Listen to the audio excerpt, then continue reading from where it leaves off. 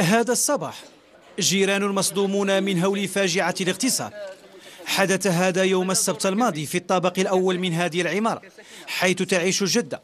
هنا اغتصبت آية وبوحشية من قبل الخال. الجاني راهو من مدينة أزمور وجا قطن يلاه 6 أشهر في مدينة بيرجيد وارتكب الجريمة اللي هزت الرأي العام، ويعني كندوا لهذا الفعل الإجرامي اللي بنت ما كتزاوجش 2 سنتين و6 أشهر. هي صغيرة عادية كتلعب مع الوليدات الصغار، وهذا حنا ما بغيناش كاع يوقع لها هكا، ولكن خصو هو يتعاقب. وانما الشيء عنده ظروف ديالو، الشيء ديال الفانيد وحبوب المهلويس، هذا هو المشكل اللي واقع. الانسان ملي كيتخدر صافي ما كيبقاش عاقل على راسه.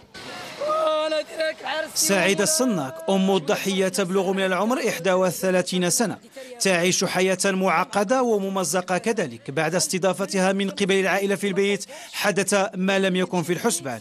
لقيتها ملي انا حاشاك غنمشي للطواليت، لقيت بنتي ما كايناش حدايا، داها من حدايا وداها البيت، اغتصبها وقتلها، وبنات اختي بقاو حيين حداه.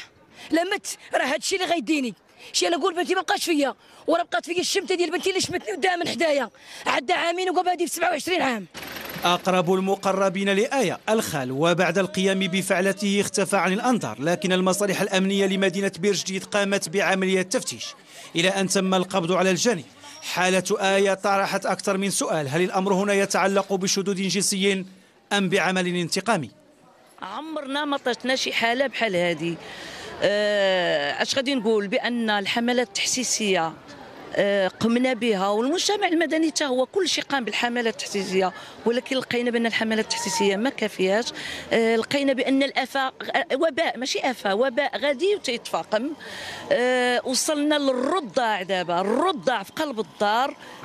النزيف الدموي الحاد الذي تعرضت له آية أدى إلى وفاتها بعين المكان، حيث تم نقلها إلى مستودع الأموات بالجديدة، فيما الشرطة القضائية تعمق البحث مع الجاني.